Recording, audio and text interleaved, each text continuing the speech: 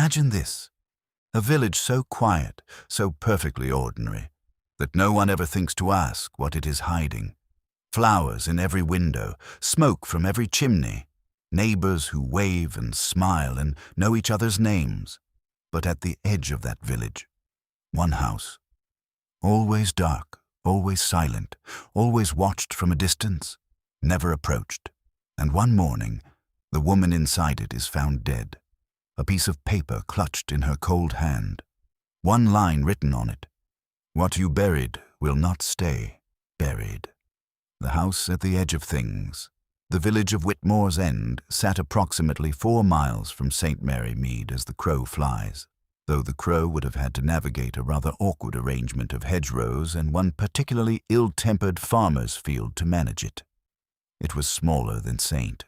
Mary Mead, barely a proper village at all, some would say, with a church, a pub called the Wheat Sheaf, a post office that also sold Wellingtons and tinned pears, and perhaps 40 households arranged around a green that flooded reliably every February and was complained about reliably every March.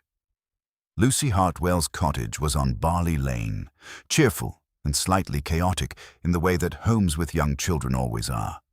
A bicycle leaning against the gate, mud on the front step, a smell of baking that hit you pleasantly as you came up the path.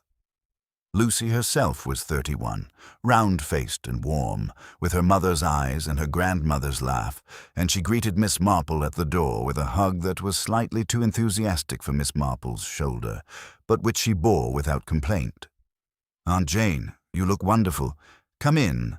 Come in. I've just made scones." "You are very kind, dear," said Miss Marple, and meant it entirely. She settled into a chair by Lucy's sitting-room window with a cup of tea and the particular contentment of someone who has arrived somewhere warm after a cold journey, and it was from this chair on her very first evening that she first saw Dorset Hollow. It stood at the far end of the village, separated from the last row of cottages by a stretch of uneven ground that nobody seemed to have thought to tend. Even in the October dusk, with the other houses beginning to glow with lamplight and the smell of wood smoke coming down the lane, Dorset Hollow remained dark. Not merely unlit, dark in a more fundamental sense, as though light had decided it wasn't welcome and had been going around it for years. "That house," said Miss Marple, quite conversationally. "Who lives there?" Lucy, who had been collecting teacups, paused in a way that told Miss Marple everything she needed to know about the village's relationship with that particular question. "Old Miss Crale," she said after a moment. "Edith Crale. She's lived there as long as anyone can remember. Doesn't come out much. She doesn't really talk to anyone." She paused again.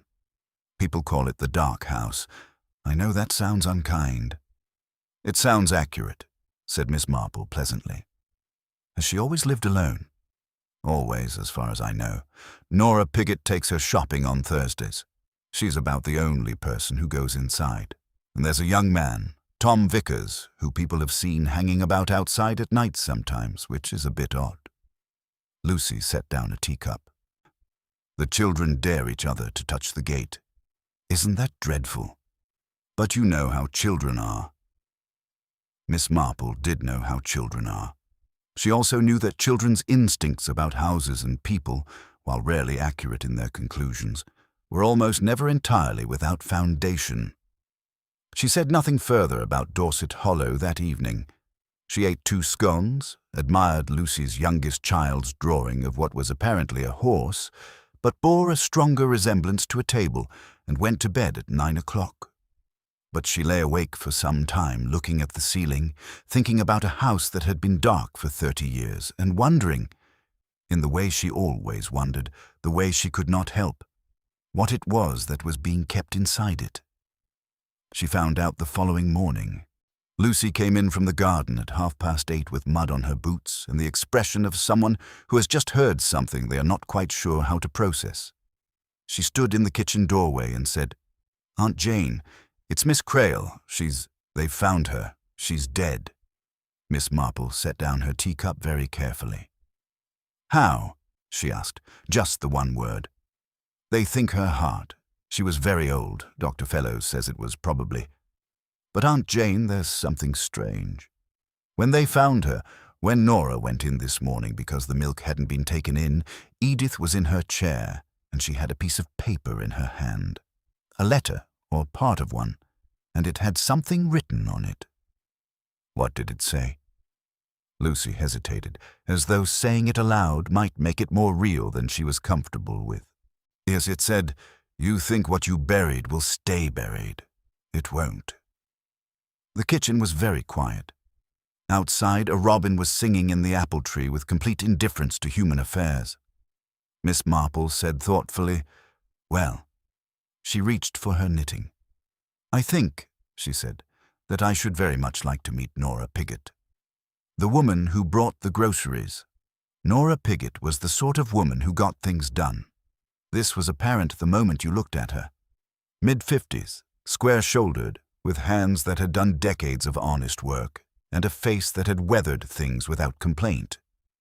She ran the post office in conjunction with her sister-in-law, delivered meals to 3 elderly residents on the far end of the village every Wednesday, and had, for the past 11 years, taken Edith Crale her weekly groceries every Thursday afternoon without fail. She was sitting in her own kitchen when Miss Marple came to call, accompanied by Lucy, who had telephoned ahead. There was a pot of tea already made.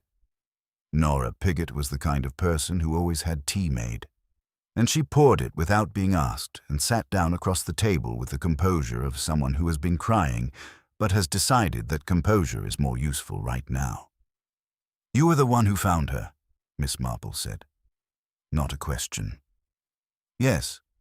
Nora wrapped both hands around her mug. The milk was on the step. She always took it in by 7. By 8 I knew something was wrong, so I used the key she'd given me. "Only for emergencies," she said. Didn't like people coming in uninvited. Didn't like it at all. A pause. She was in her armchair by the window. She looked peaceful, I suppose, is the word people use, but her hand was clenched around that paper, and I could see her knuckles were white even after. "Even after death," Miss Marple said gently. "Yes." "Tell me about her. Not what she was like to the village. What she was like to you on those Thursday afternoons." Nora looked up, slightly surprised. People, Miss Marple had found, were always slightly surprised when someone asked them to go beyond the official version of a person. "She was sharp," Nora said after a moment. "Sharper than people thought. She read a great deal. The house was full of books, floor to ceiling in some rooms. She didn't talk for the sake of talking, but when she said something, it meant something. She had opinions." A small, involuntary smile. Strong ones. About politics, about the village, about people. "Did she talk about the past?" The smile faded. "Not directly, but sometimes she would say things, indirect things. She once said to me, 'Nora, the trouble with small villages is that the wrong people sleep soundly.'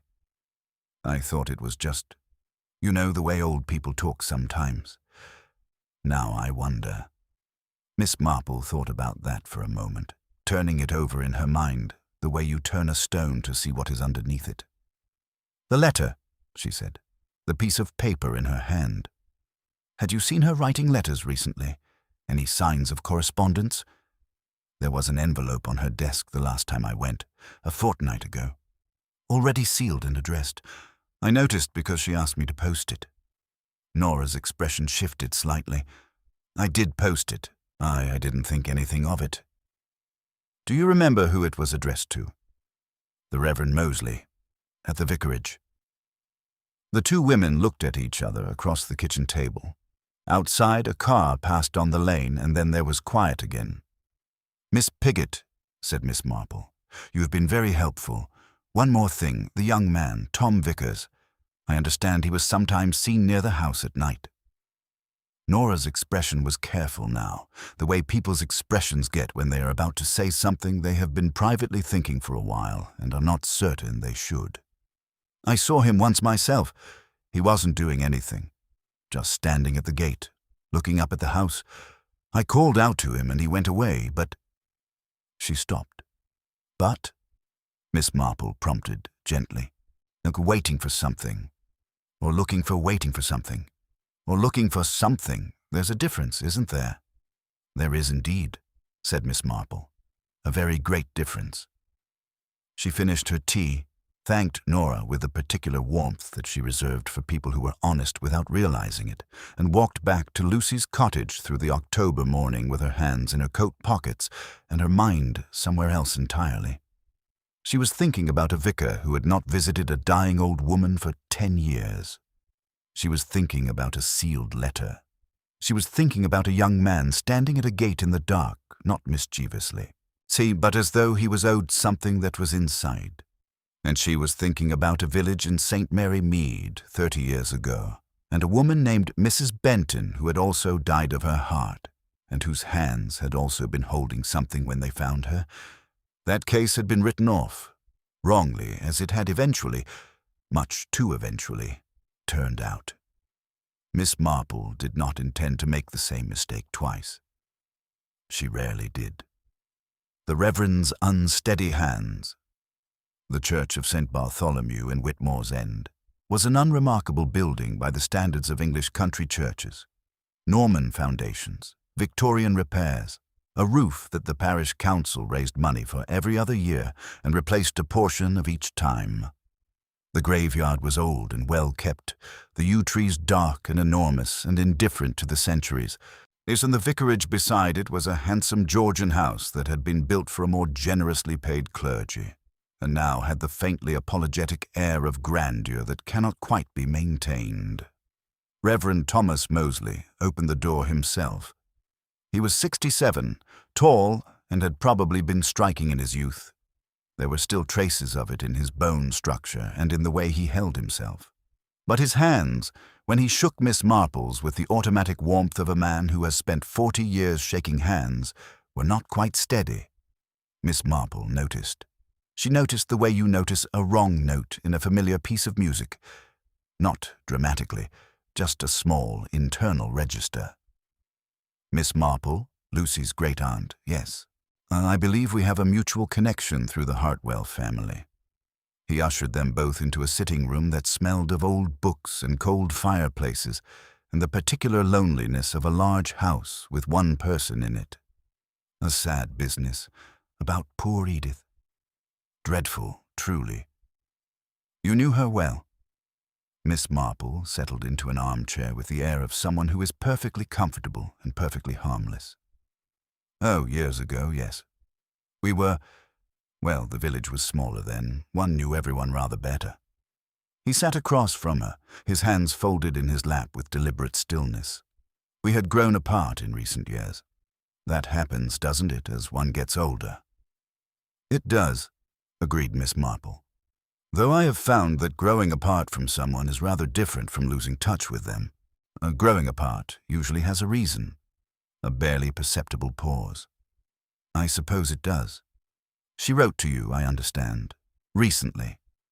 He did not ask how she knew this. That in itself was interesting. She did. A rather rambling letter. She was very old, and I think her mind— What did she say in it? The hands in his lap tightened almost imperceptibly. She was confused. She wrote about old times, things that had happened long ago. Things she had misremembered, I think. One does at that age. Misremembered, Miss Marple repeated pleasantly. Yes, I didn't respond because I didn't want to. To agitate her by contradicting things that she believed to be true but weren't. It seemed kinder. Miss Marple looked at him for a long moment with her mild blue eyes. Outside, a pigeon landed on the vicarage windowsill and then immediately left, as though it had thought better of it. Reverend Moseley, she said, I am a very old woman, and in my experience there is almost nothing more unkind than allowing a person who is trying to tell the truth to die, believing that no one will ever hear it. The room was very quiet. Something moved across his face. Fast and then gone, replaced by the smooth professional blankness of a man who has had decades of practice at composure. But Miss Marple had seen it. It was there, and then it was not there, the way a fish moves in dark water. "I don't quite follow you," he said. "No," said Miss Marple. "I don't suppose you do." She rose, smoothing her coat. "Thank you so much for the tea. You have a lovely house. I imagine it can be rather cold in the winter, a house this size with only one person to warm it." She said good morning and left, and the Reverend Moseley stood at his window and watched her walk back down the vicarage path, and his hands were shaking quite visibly now, and he was not thinking about Edith Crale's confused old mind at all. What Tom Vickers was looking for, she found Tom Vickers at the wheat sheaf on a Tuesday afternoon, nursing a pint he didn't seem particularly interested in, and staring at the middle distance in the way of a young man whose thoughts are considerably more complicated than his surroundings. He was 23 with his grandfather's name and, Miss Marple was willing to wager, rather more of his grandfather's story than he had been told.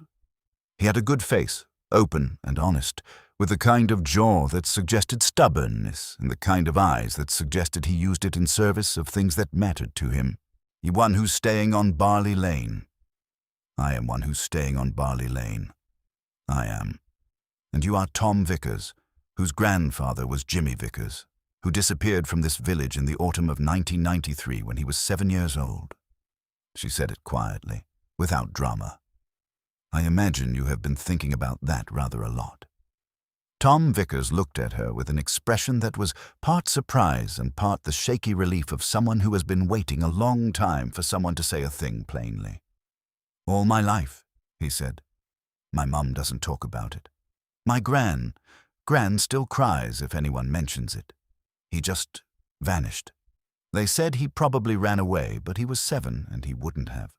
Everyone said he was a happy kid. He stopped, took a breath. No one ever found anything." "You were watching Dorset Hollow," Miss Marple said. "Why?" He looked into his pint glass. "Because, and I know this sounds stupid, because when I was about 15, my Gran said something just once when she'd had a glass of sherry at Christmas. She said, 'That woman at the dark house knows something about Jimmy.' And then she went quiet, and she never said it again, and I couldn't get her to repeat it." He looked up. "I just kept thinking, if I watched long enough, you might see something. Or she might come outside, or, I don't know, something." Miss Marple looked at this young man and felt, as she sometimes did, the full weight of what time does to truth. How it buries it in ordinary days, in silences kept out of fear, like in old women who stare at walls and carry secrets to their armchairs. Jimmy Vickers had been 7 years old. He would have been 37 now. "She did know something," Miss Marple said. "Edith Crale. She was a witness, Tom, not a perpetrator. A witness. And I believe she spent 30 years knowing what she had seen and being too frightened to say it. And in the end, when she knew she was dying, she tried."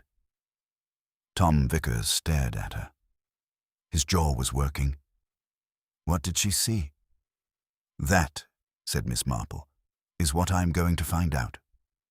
But I want you to know, I want you to hear this from another human being and not discover it alone in a newspaper, that your grandfather did not run away. He was not forgotten by the world. He was hidden from it. And that is a very different thing." The young man's eyes were bright with something that was not quite tears and not quite anger, but was the compound emotion you feel when grief you have been carrying for years is given, at last, a solid shape. Miss Marple patted his hand once, firmly, and stood up. "Now," she said, "I need to see inside Edith Crale's house, and I believe I know exactly how to manage that."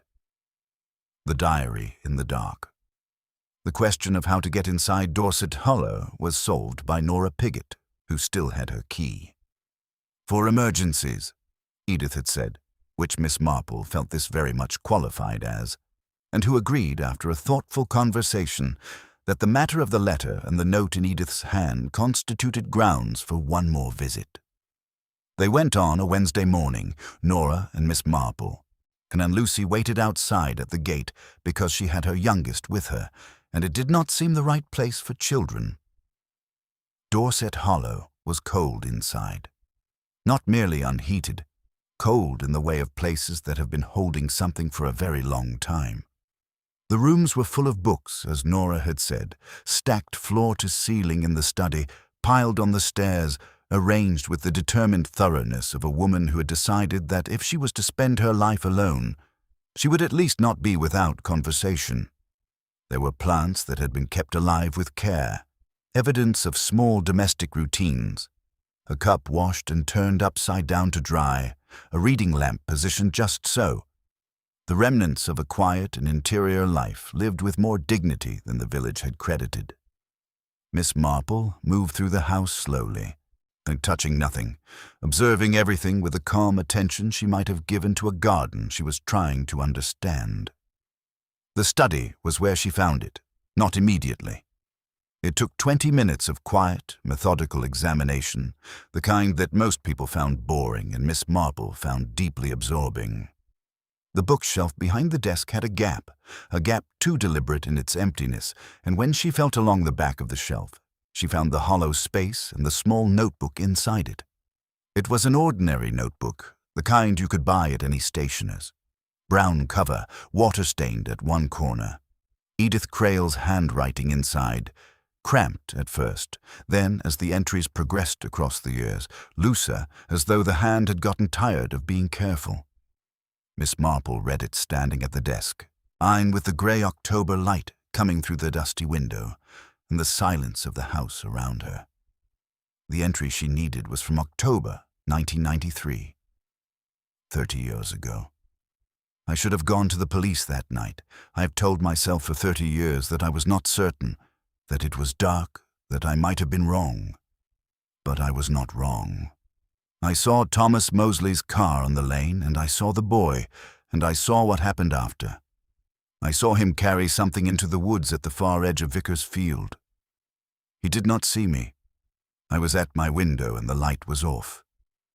He did not see me, but God help me. I saw him. I was afraid. He was the vicar. He was respected. Who would have believed me? I was already the strange woman in the dark house. I had no standing, no family, no husband. I told myself I would say something when I was sure. And then the years went by and certainty curdled into habit, and habit into silence. I am 81 years old, and my heart is not reliable. I've written to Thomas. I've told him that what happened will come out when I am gone because I have written it down and I have left instructions for it to be found. I wonder what he will do. I suspect I already know. Miss Marple closed the notebook. She stood still for a moment in the cold study, with the weight of 30 years of silence around her, and she thought about Edith Crale, not as a mystery, not as a victim, but as a person. A frightened, flawed, ultimately courageous person who had lived alone with something terrible and had, in the end, tried to do something about it. The trying had killed her, but it had also left this. Nora, she called quietly. Nora appeared in the doorway. Will you telephone Lucy and ask her to call Inspector Hargreaves?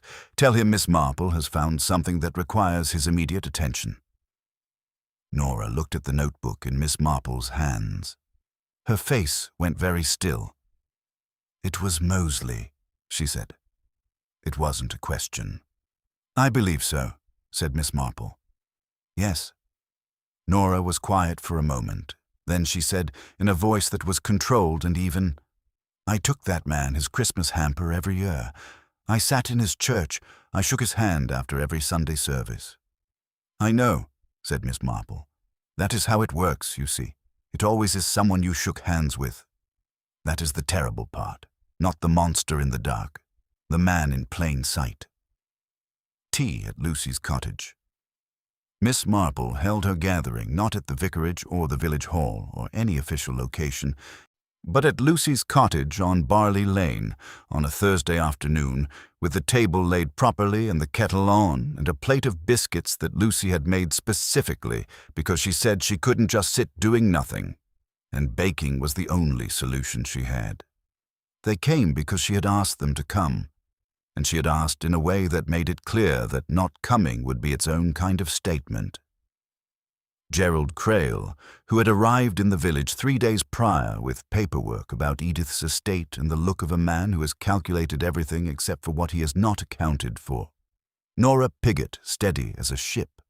Tom Vickers, sitting very still with his hands flat on his knees, and Reverend Thomas Moseley, who came last and who sat in the chair nearest the door as though he had not quite decided whether he was staying. But Miss Marple poured tea. She talked for a little while about nothing in particular, about the village, about the autumn, about a similar gathering she had once attended in St. Mary Mead following an unfortunate business with a set of missing silver. She did this not to be evasive, but because she had found, over the years, that people's defenses soften slightly when they are made to wait, and a person whose defenses have softened slightly is a person who is more likely to do something revealing. Gerald Crale did something revealing within 8 minutes. He said, too casually, "I expect this is about the business with Edith's letter. I understand there was a note found with her. I suppose the police are treating it as suspicious now." "What letter?" said Miss Marple pleasantly. The note found in her hand." "Ah," said Miss Marple. "Yes. Though I was actually speaking of the letter she sent to the Reverend Moseley, which I mentioned to you, Mr. Crale, only in passing yesterday. I don't believe I told you there was a note in her hand." She looked at him mildly. "How did you know about that?" Gerald Crale went rather red. "Someone in the village must have. It's a small place, everyone—" "Indeed," said Miss Marple. "Everyone talks, which is why it is very difficult to keep a secret in a small village for very long." She turned to look at Reverend Moseley quite directly. "Isn't it, Reverend?" The room had gone very quiet. The kettle had stopped its background muttering. Lucy, standing by the window, did not move. Moseley said nothing. He looked at his tea. "I found Edith's diary," Miss Marple said. "She kept it hidden behind the books in her study. Not very well hidden, to be honest, but she was 81, and I think by the end she wanted it to be found. She was very specific about what she saw, Reverend, on the night of the 14th of October, 1993. The night Jimmy Vickers disappeared. She was specific about the time, about the car, about what she witnessed you carrying into Vickers Wood." Tom Vickers made a sound. Very small. He pressed his lips together and was quiet again. "She was afraid of you," Miss Marple continued in the same conversational tone she might have used to discuss a recipe or a garden problem. "A young widow, living alone with no family and no standing in the village. And the man she had seen was the vicar, the person the entire village trusted most. She calculated, probably correctly, that no one would believe her. So she kept silent, and the silence became 30 years. Moseley raised his head. His face was grey. "You can't prove anything from the diary of a confused—" "The police found Jimmy," said Miss Marple. "This morning. Inspector Hargreaves and his team have been in Vickers Wood since 7 o'clock. The location Edith described in her diary was very precise." She paused. She was a careful woman. She had been to that spot herself years ago, just to confirm what she remembered. She wrote about that too. The silence that followed was the heaviest kind, not the silence of things unsaid, but the silence of things that cannot now be unsaid, cannot be taken back, cannot be buried any deeper than they already were and now are not. Gerald Crale was staring at the vicar with an expression of absolute and unperformed revulsion. Nora Pigott's cup was very carefully set down on its saucer. Tom Vickers had his head bowed. "He was 7 years old," Miss Marple said, very quietly. Not for the first time in her life, not for the last, she allowed herself just a moment of feeling the full weight of what human beings do to one another. He was 7 years old, and you were afraid of what he might have seen, and you had a moment of terrible decision, and you have spent 30 years being a man of God in the village where you left him?" She stood up and went to the window and said, to no one in particular, "Inspector Hargreaves is outside. I asked him to wait until I had finished." After the dark, the arrest was quiet in the end. There was no drama, no flight, no protestation. Reverend Thomas Mosley walked out of Lucy Hartwell's cottage on Barley Lane between 2 police constables and did not look back. And the village watched from its windows and its doorways with the stunned, particular expression of a community that has had its certainties rearranged. Gerald Crale left Whitmore's End the following morning without pressing his claim on Edith's estate, which told Miss Marple something about the nature of his interest that she filed away without particular surprise. Some people, she reflected, are opportunists and nothing worse, and opportunism, while not admirable, is not murder. It was Tom Vickers who concerned her most in the days that followed. She found him on the Saturday, sitting on the stone wall near the church, near but not inside, with the instinctive ambivalence of someone who is not certain how to feel about sacred spaces now that one of their custodians has been proven monstrous. He had been crying, not recently but earlier, she judged, from the redness around his eyes.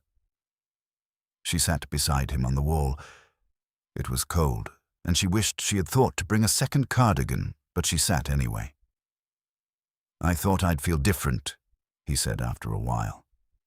"When I found out, I thought it would feel like, I don't know, an ending, closure they call it, don't they? But it just feels like a different kind of grief." "Yes," said Miss Marple, "it does. Because what you have lost has not changed. You have lost what you always lost. The grandfather who should have been there. What has changed is only that you know now. And knowing is painful in its own way, even when it is better than not knowing." Tom was quiet for a moment. "Gran doesn't know yet. I don't know how to tell her." "You will find the words," said Miss Marple. "They will not be the right words because there are no right words for a thing like this. But she will hear them from you who love her, and that matters more than the words." He nodded slowly. "Miss Marple," he said, Why did you bother? You're here on holiday. You didn't have to." She thought about that seriously, the way she always thought about serious questions. Because Edith Crale tried to do the right thing at the end and was killed for it, and I did not think that should go unfinished. And because Jimmy Vickers was 7 years old. Those things seemed to me reason enough. They sat in companionable silence for a while, the old woman and the young man, on the cold stone wall outside the church. The following week, the sale of Dorset Hollow was agreed in principle, and Lucy Hartwell began to draw up tentative plans for shelves. Hundreds of shelves, floor to ceiling, in the manner of the woman who had lived there and who had understood, in her solitary and complicated way, that books are how you remain in conversation with the world when the world has made it too difficult to speak directly. Miss Marple was packing her cardigan on a Sunday evening when Lucy came to stand in the doorway of the guest room with her arms folded and the look of someone who has been thinking of something for several days and has finally decided to say it. "Do you know what strikes me most?" Lucy said. "Edith Crale wasn't wicked. She was frightened. And she spent 30 years alone, partly because of what she knew, and partly because the village had decided she was strange and didn't bother to look past that. If someone had just knocked on her door, made a friend of her." "Yes," said Miss Marple. She folded the cardigan. "That is often the way of it, isn't it? The dark house is very rarely dark for the reason everyone assumes. What was she like, do you think?" "Really?" Miss Marple considered. "Intelligent, principled, in ways that failed her when they mattered and came through in the end, when she tried to make them count. Lonely. Brave, in the way that people are brave when they have run out of road." She smoothed the cardigan. "Human, and in all the most difficult senses of the word." Lucy nodded. She was quiet for a moment, and then she said, "Every village has one, doesn't it? One dark house." "Every village has one," Miss Marple agreed. "The question is never really the house. It is always what we choose to do about the darkness, whether we name it from a distance and move on, or whether we walk towards it and knock on the door." She picked up her knitting bag. She was ready for the train, and for St. Mary Mead, and for her garden, and for the particular piece of her own sitting room which she had earned and which was waiting for her. The darkness, she said, more to herself than to Lucy, was never in that house at all. It was in a man who went home every night and slept soundly. That is always the hardest lesson, and it is always, always so true. Miss Jane Marple arrived back in St. Mary Mead on a Monday morning, somewhat tired, somewhat satisfied, and already the subject of a casserole from Miss Knight, who had heard vague rumours that something had happened in Whitmore's End and was determined to extract a full account over lunch. She gave Miss Knight a partial account, which was all anyone ever got, and ate the casserole, which was rather good, and sat in her garden in the thin November sunshine with her knitting and her thoughts.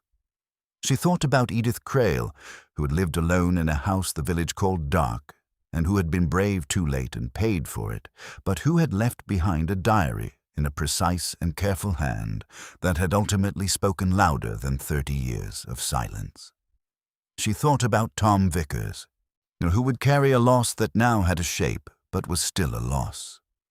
She thought about a child who had been 7 years old. She knitted 3 more rows, dropped a stitch, and corrected it with the unhurried attention she gave to all things that needed correcting. In a village 4 miles away, the gate of Dorset Hollow had been repainted. White, Lucy had decided. Not because white was better than dark, but because the house deserved a beginning. A thrush landed on Miss Marple's garden wall and sang with complete confidence into the grey November air, and she listened to it with the appreciation of someone who knows that most beautiful things are also transient, and that this does not make them less beautiful.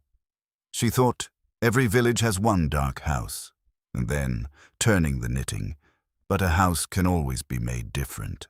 Some would continue to be. In their wickedness would continue to be in their wickedness and their fear and their belated courage, entirely, irreducibly, human, and that this was, on balance, the most important thing about them. The thrush finished its song. Miss Marple finished her row. The garden was very quiet, and the afternoon was very gentle, and somewhere in Whitmore's End, a house that had been dark for 30 years, was letting in the light. The end.